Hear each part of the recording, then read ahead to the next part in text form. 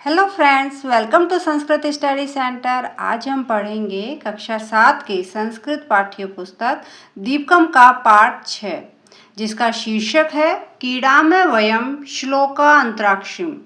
इस पाठ के माध्यम से ज्ञान, विद्या, शील और गुणों के महत्व को बताया गया है। यह पाठ छात्रों को नीतिपरक शिक्षा देता है। यह पाठ छात्रों में संस्कृत भाषा के प्रति रुचि जगाने और श्लोक याद करने की क्षमता को बढ़ाने में सहायक है। आइए शुरू करते हैं। षष्ठः पाठ है, पाठ 6, कीड़ा में वयम श्लोका अंतराक्षी में है। कीड़ा में खेलते हैं, वयम हम सब, श्लोक अंतराक्षी में अंतराक्षी, अर्थात इसका अर्थ होगा हम सब श्लोक अंतराक्षी खेलते हैं। पाठ का आरंभ सखियों के वार्तालाप से होता है। सखी दीपिके, यहाँ पे दो सखियां हैं, एक का नाम दीपिका है, एक का नाम भारती है। तो यहाँ पर जो दीपिका वो भारती है, वो दीपिका से कहती है, सखी दीपिके, हे सखी दीपिके, वयम अधुना क्रीडितुम अभिलाषम, वयम हम सब, अधुना अब, क्रीडितुम खेलना, अभिलाषम चाहते हैं। तो यहाँ पर वो कहते हैं कि हे सखी दीपिका, हम सब अब खेलना चाहते हैं। अरे भारती, तो दूसरी सखी का नाम क्या था? भारती। तो कहते हैं कि अरे भारती, हे भारती, बहि वृष्टि अस्ति कथम कीड़ा में, बही बाहर, वृष्टि वर्षा, अस्ति है, कथम कैसे कीड़ा में खेलेंगे। तो कहते कि अरे भारती, बाहर वर्षा है, कैसे खेलेंगे। तो अन्य सखियां कहती हैं वृष्टि ही अस्तु नाम है। वृष्टि तो ठीक है, वो तो क्या है, नाम की ही है। इच्छा अस्ति चेते कीड़ा में, यदि इच्छा अस्ति है, चेते यदि कीड़ा में खेलने की, यदि खेलने की इच्छा है तो खेल सकते हैं। बहिगमनस्य आवश्यकता एवं नास्ति, बहिगमनस्य बाहर, बहि बाहर, गमनस्य जाने की, आवश्यकता एव ही नास्ति नहीं है, बाहर जाने की आवश्यकता ही नहीं है। ऐसा नूतना कीड़ा अस्ति भो, ऐसा यह नूतना नया कीड़ा खेल अस्ति है, भो हे या अरे, भो अरे यह नया खेल है। अंतराक्षी कीड़ा अस्ति, अंतराक्षी का खेल, इति ऐसा। अब अन्य सखी कहती है किम अंतराक्षी कीड़ा, क्या अंतराक्षी का खेल, अहमपि मैं भी कीड़ा में खेलूंगी। तो यहाँ पे दूसरी सखी कहती है क्या अंतराक्षी का खेल, तो अहमपि कीड़ा में मैं भी खेलूंगी।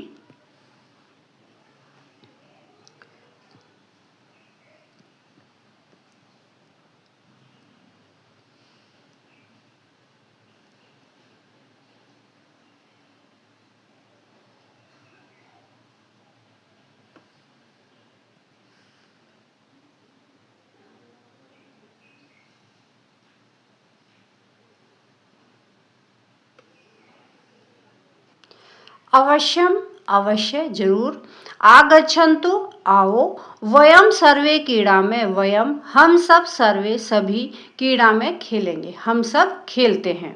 सखी, हे सखी, तर्हि कीड़ाया नियमान सूचयतु, तर्हि तो कीड़ाया खेल के, नियमान नियम, सूचयतु बताओ, तो खेल के नियम बताओ। तो यहाँ पे दूसरी सखी कह रही है, वो बुला रही कि आओ हम सब खेलेंगे, तो कह रही कि खेल के नियम बताओ।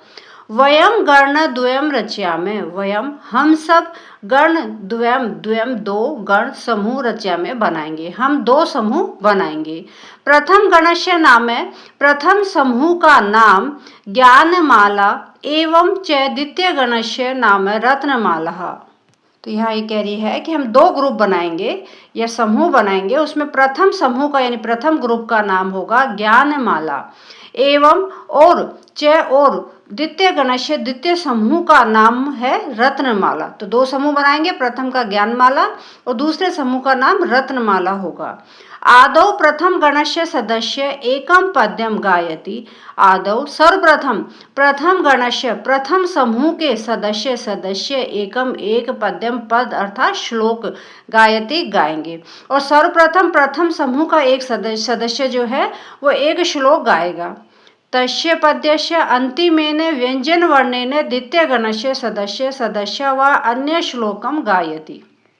और तस्य और उसके पदस्य पद के अंतिमेन अंत में व्यंजन वर्णेन जो अंतिम व्यंजन वर्ण है उससे द्वितीय गणस्य दूसरे समूह के सदस्य सदस्या व सदस्य या तो एक सदस्य सभी सदस्य जो है अन्य श्लोकम दूसरा श्लोक गायति गाएंगे। एवं क्रमशः कीड़ा प्रचलति एवं इस प्रकार से ही इस तरह से ही क्रमशः खेल यानी लगातार खेल प्रचलति चलेगा। एक बार फिर से इसका अर्थ देखते हैं। वयम गण द्वयम रचयामहे हम दो समूह की रचना करेंगे। प्रथम गणस्य नाम है प्रथम समूह का नाम ज्ञानमाला और द्वितीय समूह का नाम रत्नमाला। और प्रथम समूह के सदस्य एक श्लोक गाएंगे और तस्य पदस्य उस श्लोक का अंतिम जो व्यंजन वर्ण होगा उसके उस वर्ण पर द्वितीय गणस्य द्वितीय समूह के सदस्य जो है एक या सभी सदस्य अन्य दूसरा श्लोक गाएंगे। इस प्रकार खेल चलता रहेगा। अहो अरे महान आनंदम भविष्यति महान अत्यधिक बहुत मजा आएगा बहुत आनंद होगा अर्थात बहुत मजा आएगा। तरी कीड़ा में तो खेले तरी तो कीड़ा में खेलते हैं तो खेलते हैं। आदौ ज्ञानमाला गणः र इति अक्षरात् पद्यं गायति ततः रत्नमाला गणः वदति। आदौ सर्वप्रथम ज्ञानमाला गण ज्ञानमाला जो समूह है जो प्रथम ज्ञानमाला समूह है वह र इस अक्षर पे इति अक्षरात है इस अक्षर से पदम श्लोक गायति गाएगा।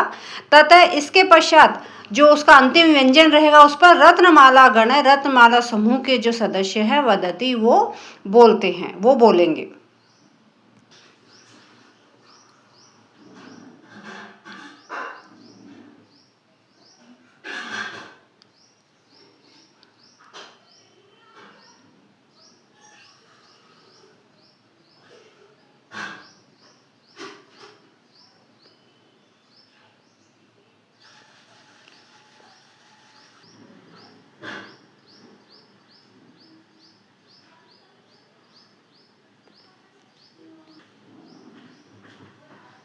अभी हमने पढ़ा उन्होंने दो समूह बनाए थे ज्ञानमाला गण और रत्नमाला गण है रत्नमाला गण। ठीक है ज्ञानमाला गण ने जो श्लोक बोले जैसे र पे स्टार्ट किया था ये वाला श्लोक बोला उसने।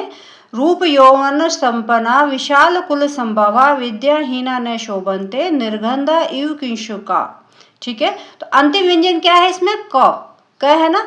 तो जो रत्नमाला समूह है उसने क पे शुरू करा कौन सा काव्य शास्त्र विनोदेने कालो गच्छति धीमा ताम व्यसनेन च मूर्खाणाम निद्रया कलहेन वा। अब वा पे खत्म हुआ तो वा पर इसने क्या लिया विद्या विवाद है। ठीक है इस प्रकार 5 श्लोक ज्ञानमाला गण के और 5 श्लोक रत्नमाला गण के हम इन 10 श्लोकों का इस पाठ में अध्ययन करेंगे। प्रथम श्लोक है रूप यौवन संपन्ना विशाल कुल संभवा विद्याहीना न शोभन्ते निर्गंधा इव किंशुकाः। पदछेद है पदछेद किसे कहते हैं शब्दों या पदों को अलग अलग करके लिखना ही पदछेद कहलाता है। रूप यौवन संपन्ना यहाँ तीनों एक साथ थे यहाँ अलग अलग करके लिख दिया। रूप यौवन संपन्ना विशाल कुल संभवा विद्याहीना न शोभन्ते निर्गंधा एव किंशुकाः। अन्वय अन्वय किसे कहते हैं शब्दों को व्यवस्थित क्रम में अर्थात कर्ता क्रिया कर्म इस तरीके से आदि इत्यादि व्यवस्थित क्रम में लिखना ही अन्वय कहलाता है। रूप यौवन संपन्ना विशाल कुल संभवा परंतु विद्याहीना जना निर्गंधा किंशुकाः इव न शोभन्ते। रूप यौवन संपन्ना रूप अर्थात सौंदर्य यौवन यौवन से संपन्ना संपन्न रूप और यौवन से संपन्न विशाल कुल संभवा विशाल अर्थात बड़ा श्रेष्ठ कुल या विशिष्ट विशिष्ट परिवार से परिवार में जन्म लेने वाला संभवा मतलब उत्पन्न हुआ विशाल कुल संभवा विशिष्ट परिवार में जन्म लेने वाला परंतु किंतु विद्याहीना विद्याहीन जनः व्यक्ति निर्गंधा खुशबू रहित सुगंध रहित किंशुका इव के समान न शोभन्ते सुशोभित नहीं होता है। एक बार फिर से इसका अर्थ देखते हैं। रूप अर्थात सौंदर्य और यौवन से संपन्न विशिष्ट परिवार में जन्म लेने वाला व्यक्ति यदि विद्याहीन है जो व्यक्ति विद्याहीन है तो वह सुगंध रहित किंशुका जो फूल है पलाश का फूल होता है फूल के समान शोभा नहीं देते हैं, अर्थात सुशोभित नहीं होते हैं।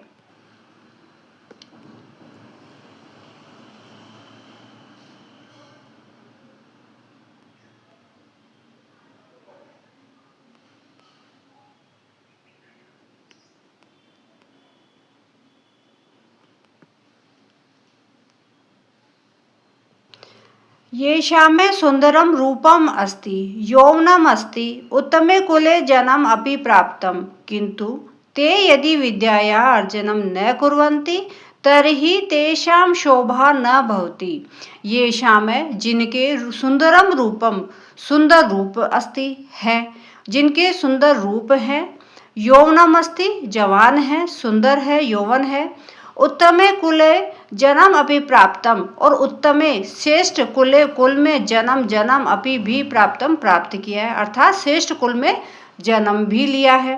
किंतु यदि परंतु ते वे यदि विद्या का अर्जित यदि विद्या का अर्जन अर्थात विद्या प्राप्त नहीं कुर्वन्ति करते हैं तर्हि तो तेषां में उनकी शोभा न भवति नहीं होती है।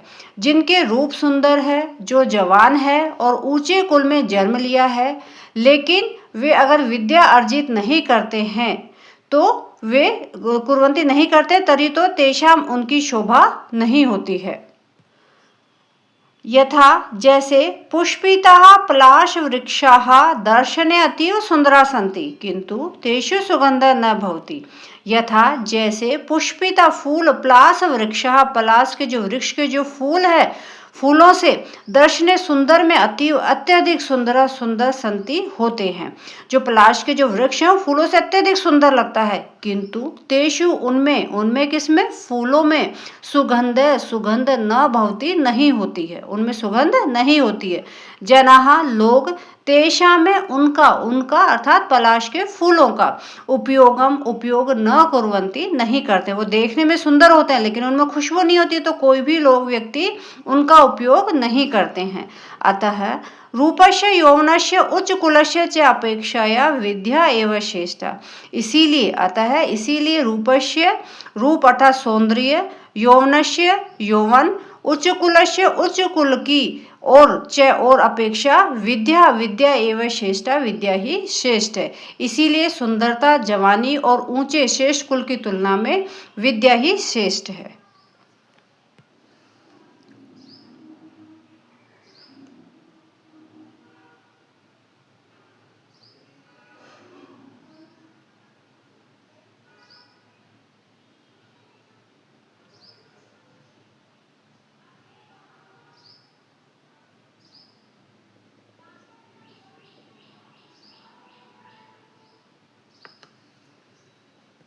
सेकंड श्लोक है काव्य शास्त्र विनोदेन कालः गच्छति धीमताम व्यसनेन च मूर्खाणां निर्दयया कलहेन वा। पदच्छेद काव्य शास्त्र विनोदेन कालः गच्छति धीमताम व्यसनेन च मूर्खाणां निद्रया कलहेन वा। अन्वय धीमताम कालः काव्य शास्त्र विनोदेन मूर्खाणां च कालः व्यसनेन निद्रया कलहेन वा गच्छति।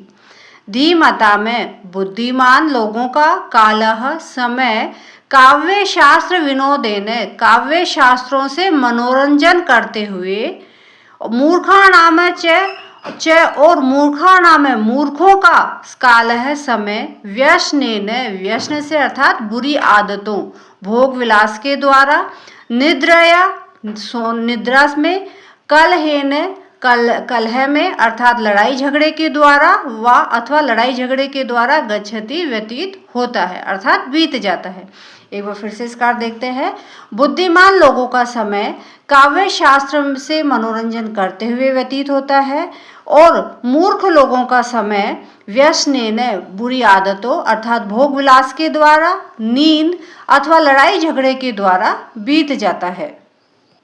भावार्थ बुद्धिमन्तः जनाः काव्यानाम शास्त्राणाम च अनुशीलनेन समस्य सदुपयोगं कुर्वन्ति परन्तु मूर्ख जनाः शयनं कृत्वा परस्परं कलहं कृत्वा अथवा दुर्व्यसनेन अमूल्यसमयस्य दुरुपयोगं कुर्वन्ति।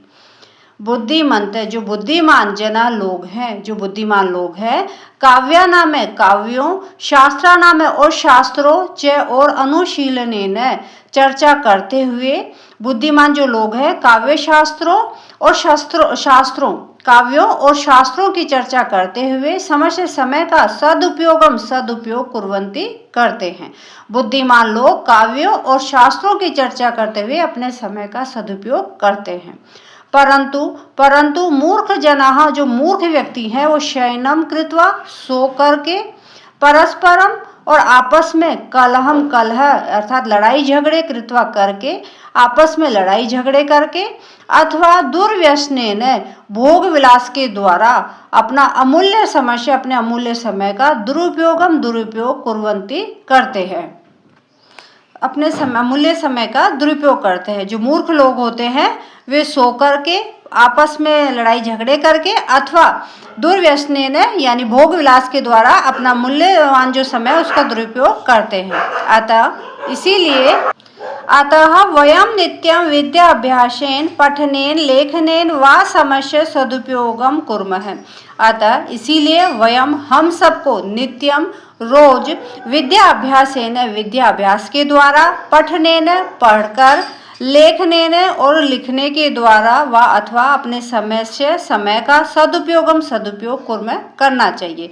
इसलिए हम सबको रोज विद्याभ्यास के द्वारा, पढ़ने और लिखने के द्वारा अपने समय का सदुपयोग करना चाहिए।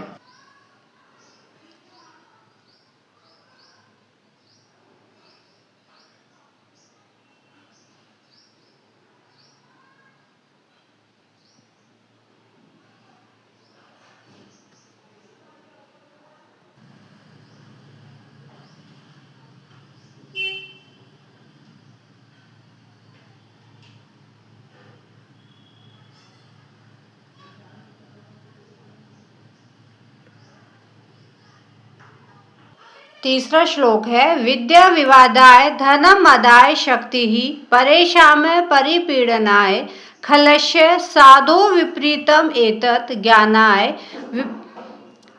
दानाय च रक्षणाय। पदछेद है, इसका पदछेद है विद्या विवादाय धनम मदाय शक्ति परेशान परिपीडनाय खलस्य साधो विपरीतम एतत् ज्ञानाय दानाय च रक्षणाय। अन्वय, इसका अन्वय है खलस्य विद्या विवादाय धनम मदाय शक्ति परेशान परिपीडनाय च भवति परम साधो एतद् विपरीतम विद्या ज्ञानाय धनम दानाय शक्ति रक्षणाय च भवति। इसका अर्थ देखते हैं। खलस्य दुर्जन व्यक्ति की विद्या विवादाय विवाद के लिए अर्थात लड़ाई झगड़े के लिए, धन मदाय अहंकार के लिए अर्थात दिखावे के लिए, अहंकार के लिए, शक्ति परेशान में दूसरों को परिपीडनाय पीड़ित करने के लिए, पीड़ा देने के लिए, च भवति होती है, च और भवति होती है।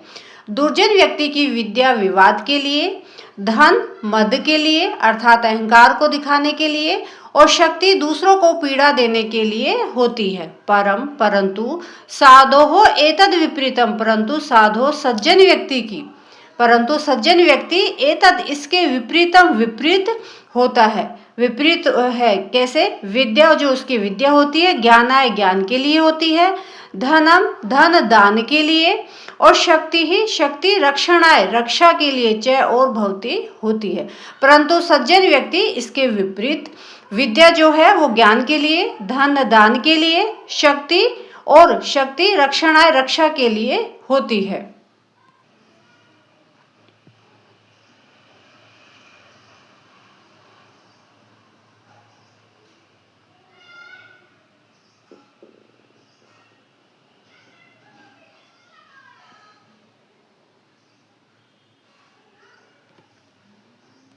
भावार्थ है। भावार्थ दुष्टः जनै विद्याया उपयोगम कलहार्थम करोति। दुष्ट है दुष्ट व्यक्ति, दुर्जन व्यक्ति, जन है व्यक्ति, दुष्ट व्यक्ति विद्या का उपयोग कलहार्थम कलह के लिए अर्थात लड़ाई झगड़े के लिए करोति करता है।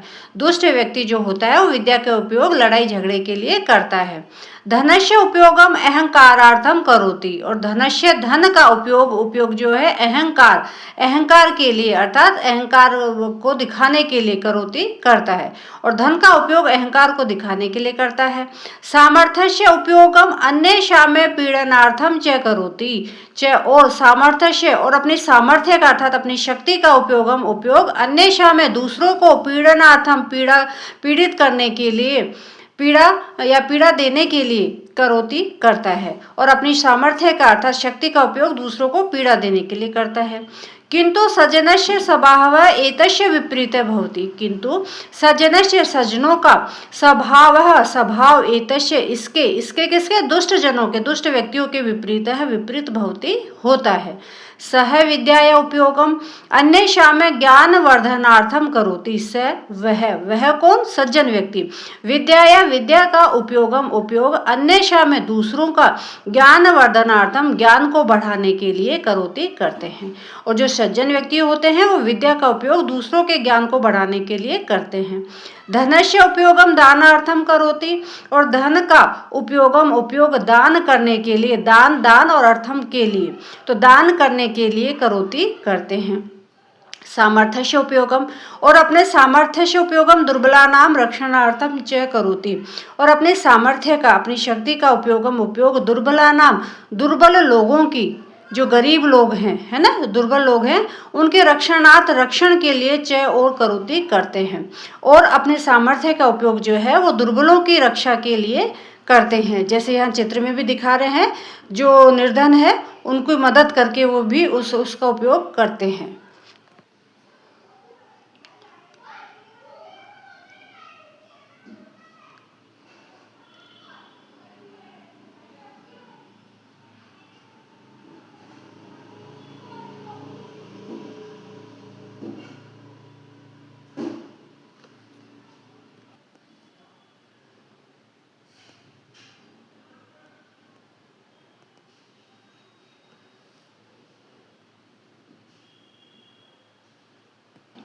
येषां में न विद्या न तपो न दानम ज्ञानम च शीलम न गुणो न धर्मः ते मृत्युलोके भुवि भारभूता मनुष्य रूपेण मृगश्चरन्ति। पदच्छेद है, इसका पदच्छेद येषां में न विद्या न तपः न दानम ज्ञानम न शीलम न गुणः न धर्मः ते मृत्युलोके भुवि भारभूता मनुष्य रूपेण मृगा चरन्ति। अन्वय, इसका अन्वय देखते हैं। येषां जनानां विद्या न तपः न दानम न ज्ञानम न शीलम न गुणः न धर्मः अपि न अस्ति ते मृत्युलोके भुवि भारभूता मृगा मनुष्य रूपेण चरन्ति। येषां जनानां, येषां में जिन जनानां व्यक्तियों के पास विद्या न विद्या न तपः न तपस्या न दानम न दान ज्ञानम न ज्ञान न शीलम न चरित्र न गुणः न गुण धर्मः धर्म अपि भी न अस्ति नहीं है ते वे मृत्युलोके इस मृत्युलोक में भूवि धरती पर भारभूता भार स्वरूप मनुष्य रूप में मृगाः पशु चरंती विचरण करते हैं। एक बार फिर से इसका अर्थ देखते हैं कि जिन व्यक्तियों के पास न विद्या है न तपस्या न दान न ज्ञान न चरित्र और न गुण और न ही धर्म भी नहीं है, वे इस मृत्युलोक में धरती पर भार स्वरूप मनुष्य के रूप में पशु विचरण करते हैं। वो बोझ के समान है और मनुष्य रूपेण और पशु मनुष्य के रूप में पशु विचरण करते हैं, चरंती विचरण करते हैं। भावार्थ है, इसका भावार्थ देखते हैं। ये जनाः विद्याम न अर्जयन्ति कठिन व्रतम न आचरन्ति दानम न कुर्वन्ति ज्ञानम न अर्जयन्ति उत्तम चरित्रवन्तः न भवन्ति गुणवन्तः न सन्ति धर्माचरणम न कुर्वन्ति ते अस्याम भूमौ भारभूता सन्तः पशव इव इतस्ततः भ्रमन्ति।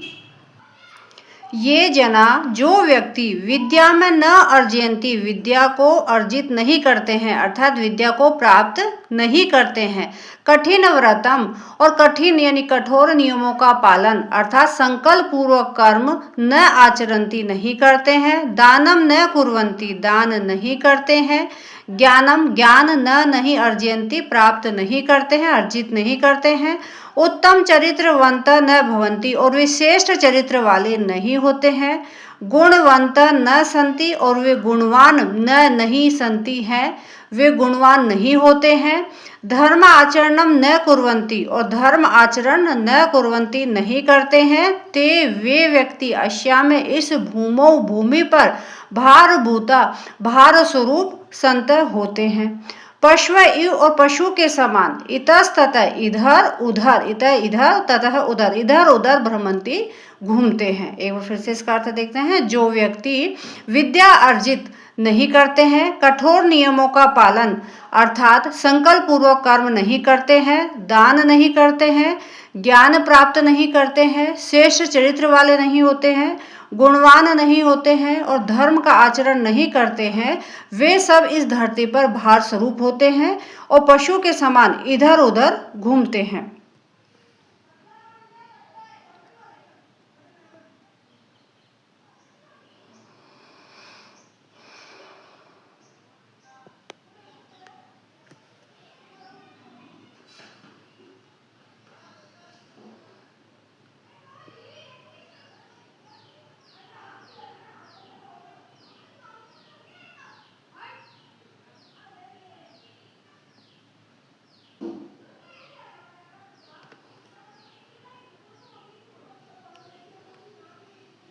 श्लोक 5 तदा वृत्ति च कीर्ति च लक्ष्मी वाणी यशस्वनी तत्वज्ञानम परा शांति यदा विद्या भवेत तव।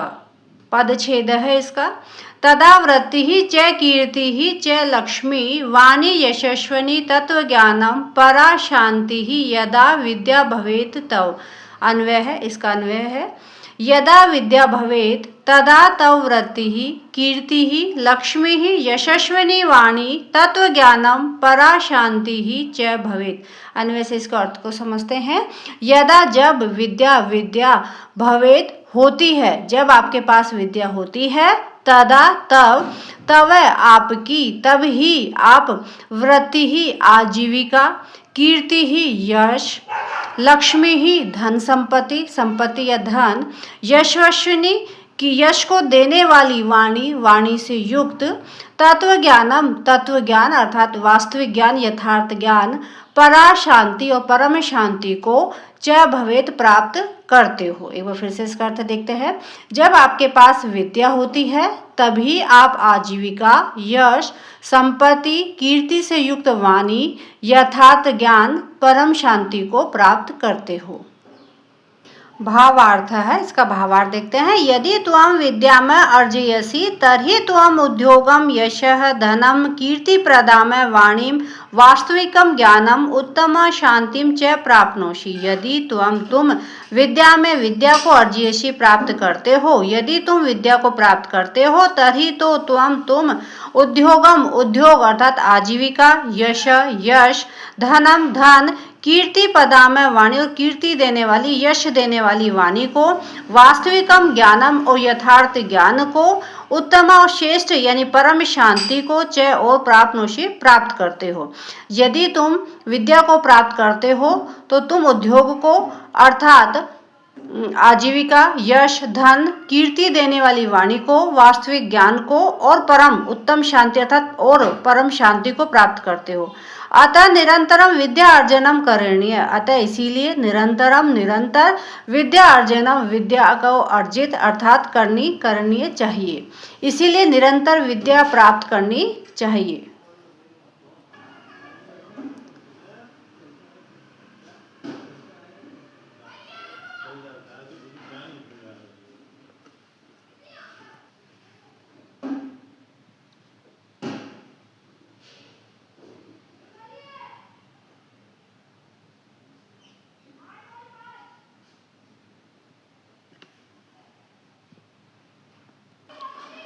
विद्या नाम नरस्य रूपम अधिकम प्रच्छन्न गुप्तम धनम विद्या भोग करी यशः सुख करी विद्या गुणानाम गुरुणाम गुरु विद्या बंधु जनः विदेश गमने विद्या परा देवता विद्या राजसु पूज्यते न ही धनम विद्या विहीन पशु। पदछेद है, इसका पदछेद है। विद्या नामा नरस्य रूपम अधिकम प्रच्छन्न गुप्तम धनम विद्या भोगकरी यश सुखकरी विद्या गुरुणाम गुरु विद्या बंधु जन है विदेश गमने विद्या परा देवता विद्या राजसु पूज्यते न ही धनम विद्या विहीन पशु। अन्वय अन्वय है इसका। विद्या नाम नरस्य अधिकम रूपम प्रच्छन्न गुप्तम धनम च अस्ति विद्या भोग करी यशः सुख करी च अस्ति विद्या गुरुणाम गुरुः अस्ति विद्या विदेश गमने बंधु जनः भवति विद्या परा देवता अस्ति विद्या राजसु पूज्यते धनम न ही पूज्यते विद्या विहीन जनः पशु भवति। अन्वय से इसके अर्थ को समझते हैं। विद्या नाम नरस्य विद्या विद्या जो है मनुष्य का अधिकम अत्यधिक रूपम रूप है यानी श्रेष्ठ रूप है। प्रच्छन्न गुप्तम और छुपा हुआ या ढका हुआ, प्रच्छन्न ढका हुआ, गुप्तम गुप्त अर्थात सुरक्षित धनम धन है। ढका हुआ और सुरक्षित धन च और अस्ति है। विद्या विद्या भोग करी यानी सुखों को भोगों को देने वाली है। यश यश को देने वाली है। सुख करी और सुखों को देने वाली च और अस्ति है। विद्या विद्या गुरुणाम गुरु अस्ति और विद्या गुरुओं की गुरु है। विद्या गुरु नाम है गुरुओं की गुरु अस्ति है। विद्या गुरुओं की गुरु है। विद्या विदेश गमने बंधु जन भवति विद्या विदेश गमने विदेश में जाने पर बंधु जन बाही बंधु है होती है बंधुजन होती है। विद्या परा देवता अस्ति और विद्या परा देवता अस्ति श्रेष्ठ देवता है। विद्या राजसु पूज्यते और जो विद्या है राजाओं में राजसु राजाओं में पूज्यते पूजी जाती है। विद्या राजाओं में पूजी जाती है। धनम न ही पूज्यते धन नहीं पूजा जाता है। विद्या विहीन विद्या विहीन यानी विद्या से रहित जन है व्यक्ति पशु पशु भवति होता है और विद्या से रहित व्यक्ति जो है पशु होता है। भावार्थ भावार्थ विद्या मनुष्यस्य श्रेष्ठम सौंदर्यम अस्ति अदृश्यम गुप्तम च धनम अस्ति। विद्या मनुष्यस्य मनुष्य का श्रेष्ठम श्रेष्ठ सौंदर्य अस्ति है। विद्या जो है मनुष्य का उत्तम सौंदर्य है। अदृश्यम गुप्तम और अदृश्यम जो दिखाई देने वाला गुप्तम सुरक्षित और सुरक्षित धनम धन है अस्ति है। विद्या आनंदम जनयति और विद्या आनंद को उत्पन्न करने वाली होती है। कीर्तिम वर्धयति कीर्ति को बढ़ाने वाली होती है। सुखम च प्रदाति और सुख को देती है सुखों को देने वाली है। विद्या गुरु नाम है गुरु अस्ति विद्या गुरुओं की गुरु है। विदेश यात्रायां विदेश यात्रा में या अर्थात विदेश में जाने पर विद्या बंधु भवति बंधु होती है अर्थात भाई बंधु होती है रिलेटिव के समान होती है। विद्या प्रधान देवता अस्ति और जो विद्या है वो प्रधान यानी सबसे श्रेष्ठ देवता है। राज्यसभासु विदुषाम एवं सम्मान भवति न तो धनिकस्य अतः यह विद्याहीन भवति स पशु समान भवति। राज्यसभासु राज्यसभाओं में विदुषा में विद्वानों का एवं ही सम्मान भवति होता है। राज्यसभा में विद्वानों का ही सम्मान होता है। न तो न कि धनिकस्य धनवानों का सम्मान नहीं होता है। अतः इसीलिए यह जो विद्याहीन है विद्या से रहित है भवति होता है। जो विद्या से रहित होता है वह पशु समान है वह पशु के समान भवति होता है। इसीलिए जो विद्याहीन होता है वह पशु के समान होता है।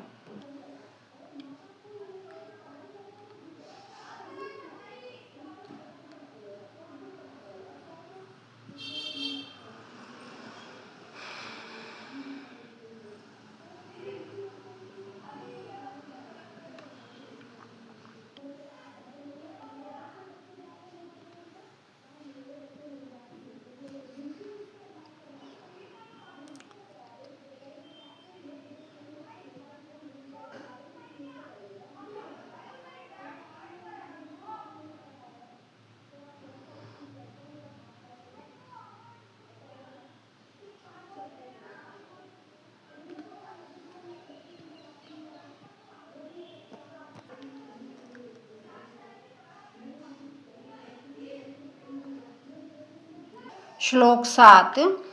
शनैः पन्थः शनैः कन्था शनैः पर्वतलङ्घनं शनैः विद्या शनैः वित्तं पञ्चैतानि शनैः शनैः। पदच्छेदः शनैः पन्था शनैः कन्था शनैः पर्वतलाङ्घनं शनैः विद्या शनैः वित्तं पंचएतानि शनैः शनैः। इसका अन्वय है पंथा शनैः कन्था शनैः पर्वतलङ्घनं शनैः विद्या शनैः वित्तं शनैः च एतानि पंच कार्याणि शनैः शनैः कर्याणि। इसका अर्थ देखते हैं। पंथा मार्ग में, रास्ते पर, शनैः धीरे धीरे चलना, कंथा गुदड़ी को बोलते हैं जो पुराने वस्त्रों को सील के बनाई जाती है। तो जीर्ण शीर्ण वस्त्रों से बनी हुई मोटी चादर को धीरे धीरे बिछाना।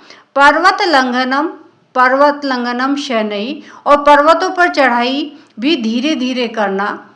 विद्या शनैः और धीरे धीरे अर्थात निरंतर विद्या को प्राप्त करना।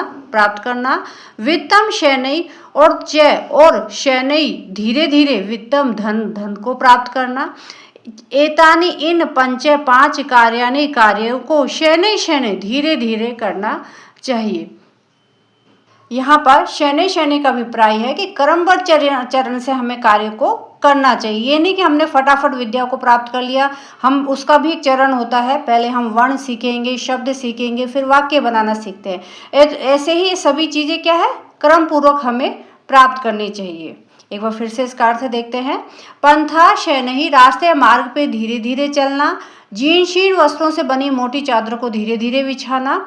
पर्वतों पर धीरे चढ़ाई धीरे करना और निरंतर विद्या प्राप्त करना। धन प्राप्त करना वित्त शनैः और धन को प्राप्त करना। इन 5 कार्यों को धीरे धीरे करना चाहिए। भावार्थः, इसका भावार्थ है मनुष्यः सर्वदा गमन समय सावधानम चलेत। मनुष्य को सर्वदा हमेशा ही गमन जाते समय पर सावधानी पूर्वक चलेत चलना चाहिए। मनुष्य को हमेशा ही जाते समय सावधानी पूर्वक चलना चाहिए। वस्त्रस्य सीवनम जागरूकतया कुर्यात् और वस्त्रों को सीवनम सीते समय जागरूकता के साथ करनी चाहिए। और वस्त्रों की जो सिलाई है वो जागरूकता के साथ करनी चाहिए। पर्वतस्य ऊपरी आरोहणम क्रमेण कुर्यात् और पर्वत के ऊपर जो चढ़ाई है, आरोहणम चढ़ाई है, क्रमेण क्रम पूर्वक ही कुर्यात् करनी चाहिए। तो है नहीं हम जंप मार के एकदम ऊपर चढ़ जाएंगे, हम क्रम से धीरे धीरे एक अपन चढ़ के जाएंगे, है ना। तो ये कह रहा है कि पर्वत के ऊपर चढ़ाई क्रम से करनी चाहिए। विद्या में धनम च निरंतरम प्रयत्नेन अर्ज्यते। विद्या में विद्या च और धन को निरंतर प्रयत्न पूर्वक अर्जित करना चाहिए। विद्या और धन को निरंतर प्रयत्न पूर्वक हमें अर्जित करना चाहिए, अर्थात हमें सही मार्ग से अर्जित करनी चाहिए। एतानि पंच कार्याणि शनैः अर्थात सोपान क्रमेण एव कुर्यात् है। एतानि ये 5 कार्य शनैः धीरे धीरे अर्थात क्रमबद्ध चरणों से, सोपान सीढ़ी, क्रमेण सीढ़ी पूर्वक अर्थात क्रमबद्ध चरण से ही करना चाहिए। कुर्यात् करना चाहिए। इन 5 कार्यों को हमें क्रमबद्ध चरण से ही करना चाहिए।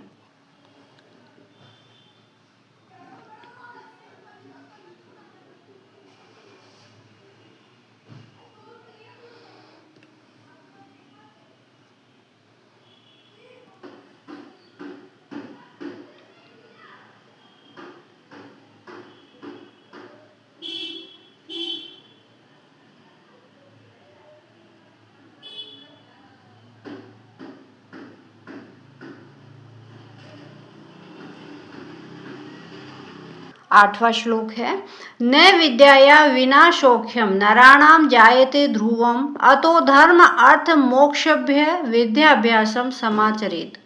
पदच्छेद है, इसका पदच्छेद है न विद्याया विना सौख्यम नराणाम जायते ध्रुवम अतः धर्म अर्थ मोक्षभ्य विद्याभ्यासम समाचरेत। अन्वय, इसका अन्वय है विद्याया बिना नराणाम ध्रुवम सौख्यम न जायते अतः धर्म अर्थ मोक्षभ्य विद्या अभ्यासम समाचरेत। इसका अर्थ देखते हैं। विद्या या विद्या के बिना नराणाम मनुष्य ध्रुवम निश्चित अर्थात स्थिर सौख्यम सुख को न नहीं जायते प्राप्त करता है। विद्या के बिना जो मनुष्य है सुनिश्चित अर्थात स्थिर सुख को प्राप्त नहीं करता है। अतः इसीलिए धर्म अर्थ मोक्ष भी, इसलिए धर्म अर्थ और मोक्ष के लिए विद्या अभ्यास को समाचरित करना चाहिए। इसीलिए धर्म अर्थ और मोक्ष के लिए विद्या अभ्यास करना चाहिए। एक बार फिर से इसका अर्थ देखते हैं। विद्या के बिना मनुष्यों को निश्चित अर्थात स्थिर सुख प्राप्त नहीं होता है, इसीलिए धर्म अर्थ और मोक्ष के लिए विद्या अभ्यास करना चाहिए।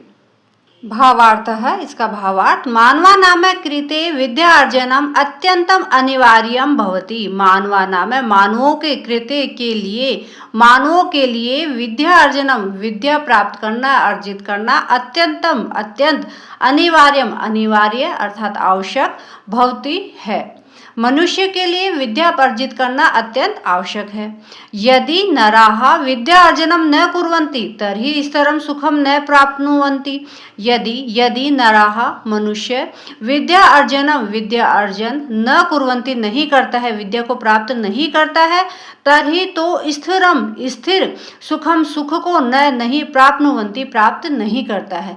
यदि मनुष्य विद्या अर्जित नहीं करता है तो स्थिर अर्थात निश्चित सुखों को प्राप्त नहीं करता है। अतः धर्म साधनाय अर्थ लाभाय मोक्षम प्राप्तुम च विद्या अभ्यासम कुर्यात्। अतः इसीलिए धर्म साधनाय धर्म की सिद्धि के लिए, अर्थ लाभाय अर्थ यानी धन के लाभ के लिए, मोक्षुम प्राप्तुम च और मोक्ष को प्राप्त करने के लिए विद्या अभ्यास कुर्यात् करना चाहिए। और इसीलिए धर्म की सिद्धि के लिए, धन की प्राप्ति के लिए, लाभ के लिए और मोक्ष की प्राप्ति के लिए विद्या अभ्यास करना चाहिए, अर्थात प्रयत्न पूर्वक विद्या अर्जित करनी चाहिए।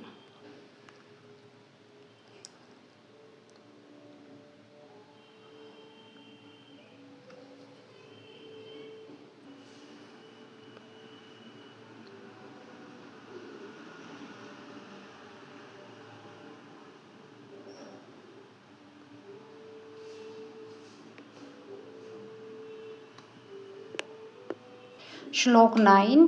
ताराणां भूषणं चंद्रः लतानां भूषणं सुमं पृथिव्या भूषणं राजा विद्या सर्वस्य भूषणम। पदच्छेद है, इसका पदच्छेद है। ताराणां भूषणं चंद्रः लतानां भूषणं सुमं पृथिव्या भूषणं राजा विद्या सर्वस्य भूषणम।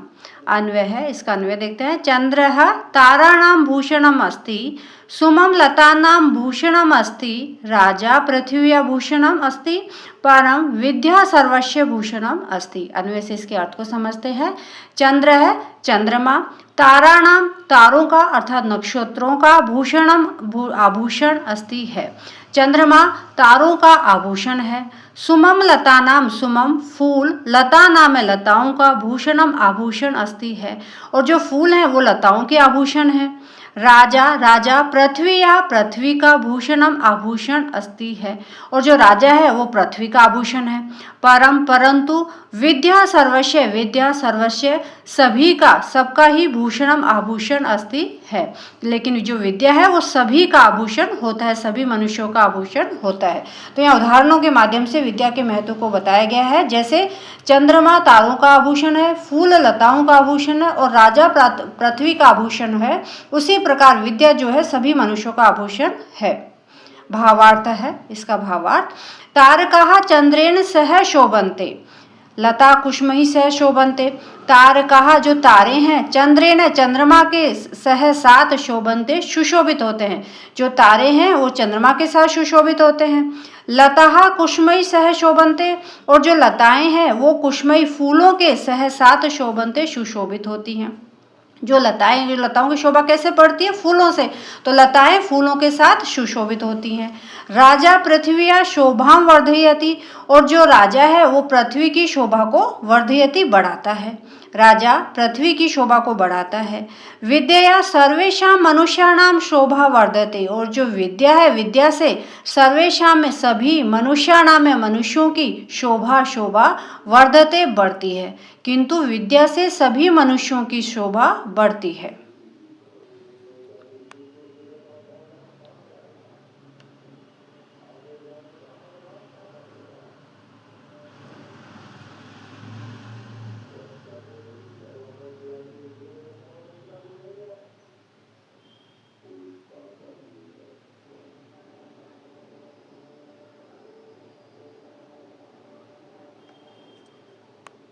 लास्ट 10वां श्लोक है, न चोरहार्यम न च राजहार्यम न भ्रातृभाज्यम न च भारकारी व्यकृते वर्धत एव नित्यं विद्याधनं सर्वधन प्रधानम। पदच्छेदः न चोरहार्यम न च राजाहार्यम न भ्रातृभाज्यम न च भारकारी व्यकृते वर्धते एव नित्यं विद्याधनम सर्वधन प्रधानम।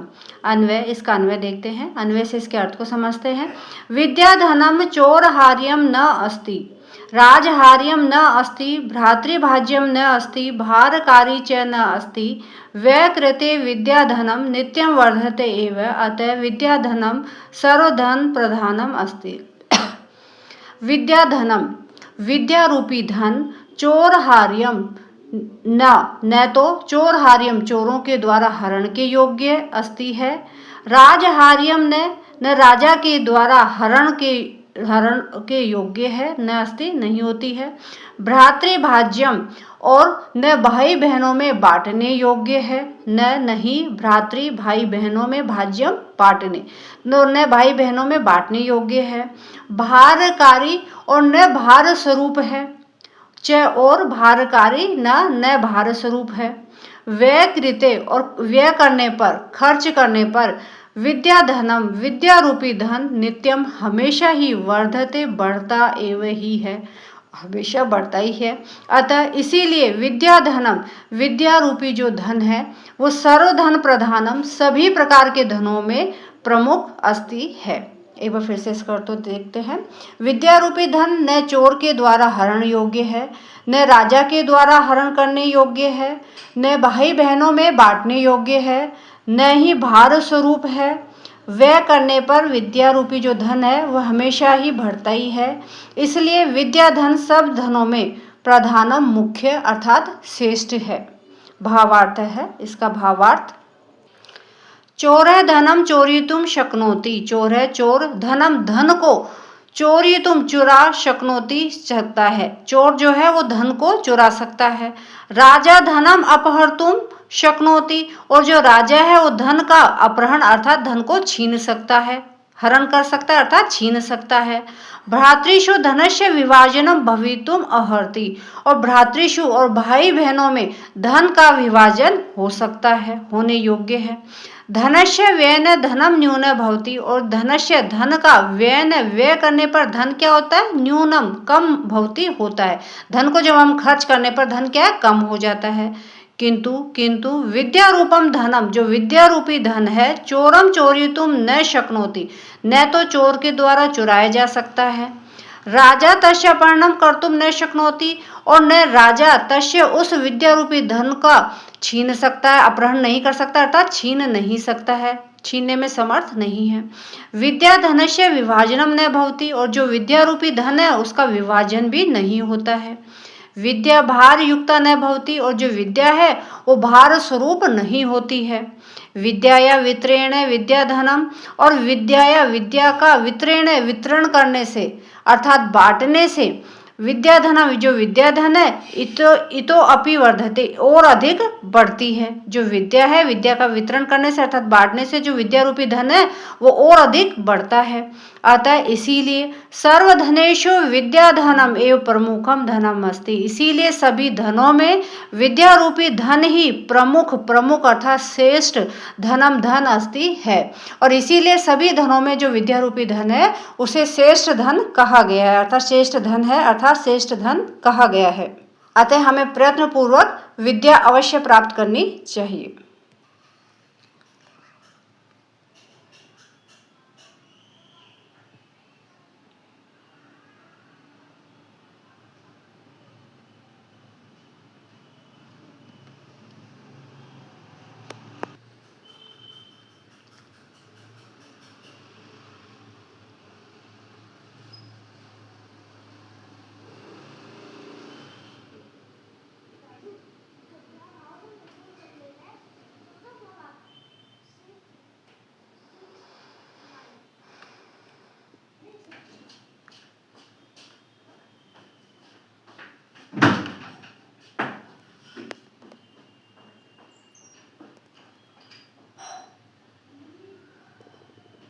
वयम शब्दार्थान जानी में हम शब्दार्थों को जानेंगे। पाठ में आए हुए कठिन शब्दार्थ है ननु, है न, निश्चित रूप से, रूप यौवन संपन्न, सौंदर्य और यौवन से संपन्न, विशाल कुल संभवा, विशिष्ट परिवार में जन्मे हुए, निर्गंधः गंधहीन अर्थात सुगंध से रहित, किंशुका ढाक या पलाश के पुष्प, धीमता में बुद्धिमान लोगों का, व्यसनेन भोग विलास के द्वारा, मदाय अभिमान के लिए, अहंकार के लिए, परिपीड़नाय कष्ट देने के लिए, खलह दुर्जन, शीलम चरित्र, मृत्युलोके संसार में, मृत्युलोक में अर्थात संसार में, भूवि पृथ्वी, पृथ्वी पर, भारभूता भार स्वरूप, कठिन व्रतम कठोर नियम का पालन अर्थात संकल्प पूर्वक कर्म, वृत्ति ही आजीविका, लक्ष्मी संपत्ति या धन, यशस्वनी कीर्ति से युक्त या यश को देने वाली, तत्व ज्ञानम यथार्थ ज्ञान या वास्तविक ज्ञान,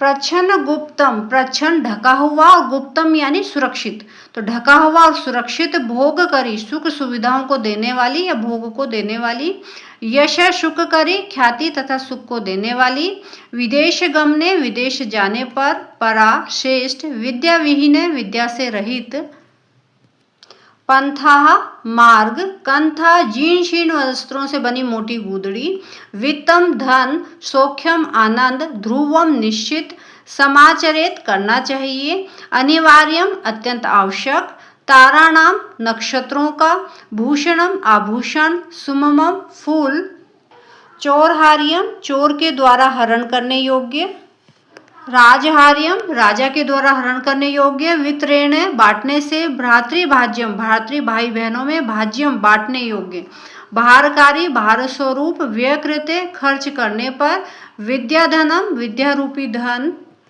सर्वधन प्रधानम सभी प्रकार के धनों में प्रमुख। यहाँ से अभ्यास कार्य आरंभ होता है। वयम अभ्यासम कुर्मः है, हम सब अभ्यास कार्य करते हैं। पहला प्रश्न है अधः प्रदत्तानाम प्रश्नानाम एक पदेन उत्तरम लिखन्तु। अधः नीचे, प्रदत्तानाम में दिए हुए, प्रश्नानाम में प्रश्नों का, एक पदेन एक पद में, उत्तरम उत्तर लिखन्तु लिखिए। नीचे दिए हुए प्रश्नों का हमें एक पद में अर्थात एक शब्द में उत्तर लिखना है। पहला प्रश्न है विद्याहीना कीदृशा किंशुकः इव न शोभन्ते। विद्याहीना विद्या से रहित, कीदृशा कैसे, किंशुका किंशुके यानी पालाश के फूल के, इव समान न शोभन्ते शोभित नहीं होते हैं। निर्गंधा कीदृशा की जगह निर्गंधा आ जाएगा, यानी सुगंध से रहित, पालाश के फूल के समान सुशोभित नहीं होते। जो विद्या से हीन होते हैं, विद्या रहित होते हैं, वो सुगंध निर्गंधा सुगंध से रहित, किंशुका किंशुका अथवा पालाश के फूल के समान सुशोभित नहीं होते। तो इसका उत्तर होगा निर्गंधा यानी सुगंध से रहित। धीमताम कालः कथम गच्छति। धीमताम बुद्धिमान, कालः समय, कथम कैसे, गच्छति व्यतीत करते हैं। जो बुद्धिमान लोग हैं अपना समय कैसे व्यतीत करते हैं। इसका उत्तर होगा काव्य शास्त्र विनोदेन। काव्य और शास्त्रों के परिचर्चा से वह अपना समय व्यतीत करते हैं, विनोद से, है ना। केशाम कालः निद्रया कलहेन वा गच्छति। केशाम किनका, कालः समय, निद्रया सोने में, कलहेन लड़ाई झगड़े करने में, वा अथवा गच्छति व्यतीत होता है। किनका समय सोने और कलह करने में व्यतीत होता है। इसका उत्तर होगा केशाम की जगह आ जाएगा मूर्खाणाम। मूर्ख व्यक्तियों का, मूर्खों का जो समय है वो सोने में और आपस में लड़ाई झगड़े करने में व्यतीत होता है। खलस्य विद्या किमर्थम। खलस्य विद्या किमर्थम मूर्खों के लिए। खलस्य मूर्खों के लिए, विद्या विद्या किमर्थम किस लिए होती है। तो इसका उत्तर होगा किमर्थ की जगह आ जाएगा विवादाय। मूर्खों के लिए विद्या विवाद करने के लिए होती है। सज्जनस्य विद्या किमर्थम, और सज्जन के लिए विद्या किस लिए होती है, ज्ञानाय ज्ञान के लिए। और सज्जन व्यक्तियों के लिए जो विद्या होती है वो ज्ञानाय ज्ञान के लिए होती है। चंद्र है केशाम भूषणम अस्ति। जो चंद्र है चंद्रमा है, केशाम किसका, भूषणम आभूषण अस्ति है। चंद्रमा किसका आभूषण है, ताराणाम है, तारों का अर्थात नक्षत्रों का आभूषण है। चंद्र है ताराणाम भूषणम अस्ति। जो चंद्रमा है वो तारों का आभूषण है। सर्वधन प्रधानम किम। सभी धनों में श्रेष्ठ धन कौन सा है, प्रमुख धन कौन सा है, विद्या धनम। विद्या धन ही सभी धनों में श्रेष्ठ धन है। प्रश्न दूसरा, अधः प्रदत्तानां प्रश्नानां पूर्ण वाक्येन उत्तरम लिखन्तु। अधः नीचे, प्रदत्तानां दिए हुए प्रश्नानां प्रश्नों का पूर्ण वाक्य में उत्तरम उत्तर लिखन्तु लिखिए। नीचे दिए हुए प्रश्नों का पूर्ण वाक्य में उत्तर लिखिए। नीचे प्रश्न दिए हुए हैं, इनका हमें पूर्ण वाक्य में उत्तर लिखना है। पहला प्रश्न है, निर्गंधः किंशुकः इव के न शोभन्ते। सुगंध से रहित किंशुक के फूल के समान कौन नहीं सुशोभित होते हैं। निर्गंधः किंशुकः इव विद्याहीना न शोभन्ते। निर्गंधा सुगंध से रहित पलाश के फूलों के समान विद्याहीन सुशोभित नहीं होते हैं। प्रश्न दूसरा, मूर्खाणां कालः कथम गच्छति। मूर्खों का समय कथम कैसे गच्छति व्यतीत होता है। इसका उत्तर होगा, मूर्खाणां कालः व्यसनेन निद्राया कलहेन वा गच्छति। मूर्खों का समय व्यसनेन व्यसन में, निद्राया निद्रा में, वा अथवा कलहेन आपस में लड़ाई झगड़े में, गच्छति व्यतीत होता है, बीतता है अर्थात व्यतीत होता है।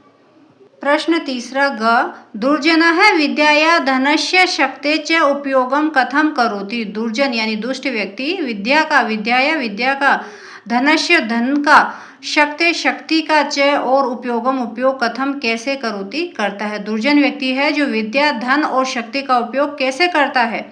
तो इसका उत्तर होगा, दुर्जनः विद्याया धनस्य शक्ते च उपयोगम विवादाय मदाय परपीडनाय च करोति। जो दुर्जन है, दुष्ट व्यक्ति है, दुर्जन व्यक्ति है, वह विद्या का तो किसके लिए करता है। विद्या का तो विवाद के लिए है ना, धनस्य मदाय मद के लिए यानी अहंकार को दिखाने के लिए, च और शक्ति का उपयोग परपीडनाय दूसरों को परेशान करने के लिए करोति करता है। प्रश्न घ, कीदृशा मनुष्या भुवि भारभूता भवन्ति। कीदृशा कैसे मनुष्य भुवि पृथ्वी पर भारभूता भार स्वरूप भवन्ति होते हैं। कैसे मनुष्य पृथ्वी पर भार स्वरूप होते हैं। इसका उत्तर होगा, येषां न विद्या न तपो न दानम न ज्ञानम शीलम न गुणो न धर्मः ते मनुष्य भुवि भारभूता भवन्ति। येषां में जो मनुष्य न तो विद्या होती है उनके पास, न तपो यानी तपस्या नहीं है, यहाँ पर है संकल्प पूर्वक कर्म करना है ना, दानम न दान न ज्ञान, शीलम न चरित्र, गुणों न गुण और न धर्म, ते मनुष्य वे मनुष्य भूवि पृथ्वी पर भारभूता भार स्वरूप भवन्ति होते हैं। जिनके पास ये सब चीजें नहीं होती है वो भार स्वरूप होते हैं। लास्ट प्रश्न, शनै कानि साधनीयानि। धीरे धीरे क्या करने चाहिए, कौन से कार्य करने चाहिए। शनै पंथा कंथा पर्वत लंघनम विद्यावितम च साधनीयानि। यानी शनै धीरे धीरे, पंथा मार्ग में चलना, कंथा पुराने जो चादर होते हैं जीर्ण शीर्ण वस्त्रों से बनी हुई उसको फैलाना, पर्वत को लांघना अर्थात पर्वत पे चढ़ाई करना, विद्या और धन को प्राप्त हमें यानी क्रम पूर्वक प्राप्त करना चाहिए। प्रश्न तीसरा, उचितान वाक्यांशान परस्परम संयोजयन्तु। उचित वाक्य अंशों को परस्पर संयोजन करिए। ये अंदर हमने जो श्लोक पढ़े थे उन्हीं के ही अंश हैं, उन्हें हमें सही उसके साथ मिलान करना है। जैसे तदा व्रतिश्च कीर्तिश्च, इसका होगा यदा विद्या भवेत् एव, यानी कि जो आजीविका और जो कीर्ति है जब हम विद्या प्राप्त होती है उससे ही संभव है। खलस्य साधो विपरीतम एतत्, जो मूर्ख के, साधो जो बुद्धिमान लोग हैं, सज्जन लोग हैं, वो विपरीत एतत् इसके विपरीत होते हैं। तो इसके ये श्लोकांश है ये रहा, ज्ञानाय दानाय च रक्षणाय। ठीक है। तीसरा, शनै विद्या शनै वित्तम, इसका अंश है पंचैतानि शनै, पंच एतानि शनै, है ना। ये 5 कार्य धीरे धीरे करना चाहिए। नेक्स्ट है, न चोरहार्यम न च राजहार्यम न भ्रातृभाज्यम न च भारकारी। इसका अंश ये है, विद्या इसका अर्थ हम अंदर पढ़ ही चुके हैं, न चोर के द्वारा चुराने योग्य है, न राजा के द्वारा हरण करने योग्य है, न भाई बहनों के द्वारा विभाजन के योग्य है, न भार स्वरूप है। ये विद्या के महत्व को इसमें बताया गया है। विद्या राजसु पूज्यते, विद्या राजाओं में पूजी जाती है, न ही धनम, धन नहीं पूजा जाता। अतो धर्म अर्थ मोक्षेभ्य, इसका है विद्या अभ्यासम समाचरेत, इसीलिए धर्म अर्थ और मोक्ष की प्राप्ति के लिए विद्या का अभ्यास करना चाहिए। तो इसका अंश ये है। प्रश्न 4 उदाहरण अनुसारम अधः रेखांकितानि पदानि आश्रित्य प्रश्न निर्माणम कुर्वन्तु। उदाहरण के अनुसार नीचे अधः नीचे रेखांकित पदानि, रेखांकित पद है, इसके आधार पर आश्रित पदों के आधार पर प्रश्न निर्माणम कुर्वन्तु, प्रश्नों का निर्माण करिए। ये आंसर है, मतलब सेंटेंस है, इसके आधार पर हमें इधर प्रश्नों का निर्माण करना है। राजा पृथ्व्या भूषणम भवति, राजा पृथ्वी का आभूषण होता है। तो पृथ्व्या ये षष्ठी विभक्ति एक वचन है, तो यहाँ पर षष्ठी विभक्ति आ जाएगा कश्या। राजा कश्या भूषणम भवति, राजा किसका आभूषण होता है। साधो विद्या ज्ञानाय भवति, सज्जनों के लिए विद्या ज्ञान के लिए होती है, सज्जनों के, है ना, ये षष्ठी विभक्ति है, तो यहाँ कश्य आ जाएगा। कश्य विद्या ज्ञानाय भवति, किसके लिए विद्या ज्ञान के लिए होती है। विद्या गुरु नाम गुरु, विद्या गुरुओं की गुरु है, तो ये भी षष्ठी बहुवचन है, गुरु नाम, है ना। तो केशाम विद्या केशाम गुरु, विद्या किसकी गुरु है, तो यहाँ केशाम आ जाएगा गुरु नाम की जगह। ते मृत्युलोके भुवि भार भूता भवंती, वे मृत्युलोक में पृथ्वी पर भार स्वरूप होते हैं।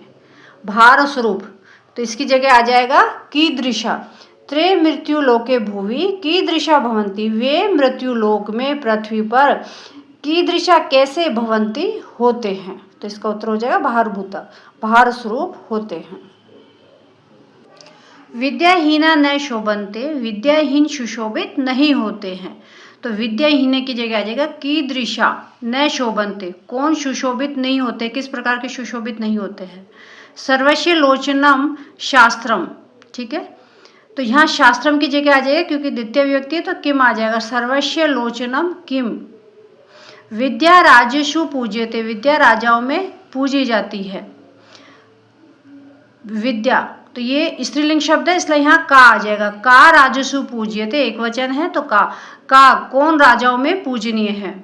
काव्य शास्त्र विनोदेन कालो गच्छति धीमताम, काव्य शास्त्रों में विनोद से अपना समय व्यतीत करते हैं। धीमता में बुद्धिमान लोग हैं जो काव्य शास्त्रों में मनोरंजन से, काव्य और शास्त्रों के मनोरंजन से अपना समय व्यतीत करते हैं। तो यहाँ तृतीय व्यक्ति एक वचन है, इसलिए यहाँ आ जाएगा केन, केन धीमता में कालो गच्छति, कौन बुद्धिमान कैसे अपना समय व्यतीत करते हैं। प्रश्न 4 मंजूषा समुचितानि पदानि स्वीकृत्य रिक्त स्थानानि पूरयन्तु। मंजूषात यानी ये पेटी का जो दी हुई है, इसमें उचित जो पद हैं उनको स्वीकार करके खाली स्थानों को हमें पूर्ण करना है। ये सज्जनस्य, सज्जन जो, और ये दुर्जनस्य की है। तो सज्जन व्यक्ति शक्ति का कहाँ उपयोग करते हैं, विद्या किस लिए उपयोग करते हैं, धन किस लिए करते हैं, और दुर्जन व्यक्ति किस लिए करते हैं, तो वो हमें यहाँ लिखना है।